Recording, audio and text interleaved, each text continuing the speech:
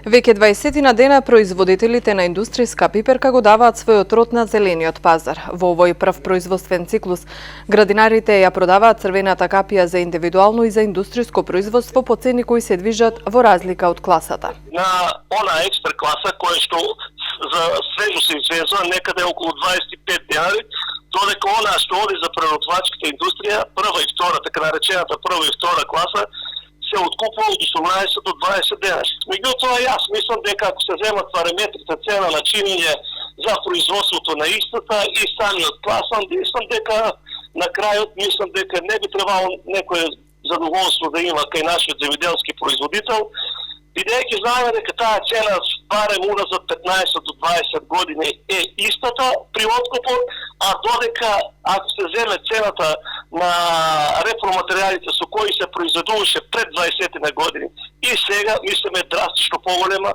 во сегашните циклуси на производство. Според Велков и покрај напуштањето на младите и намалувањето на засеаните површини, сепак Струмичкиот регион го задржува епитетот најголем производител на индустријска пиперка. Според него, многу малку се засејуваат со автентичната сорта куртовска капија.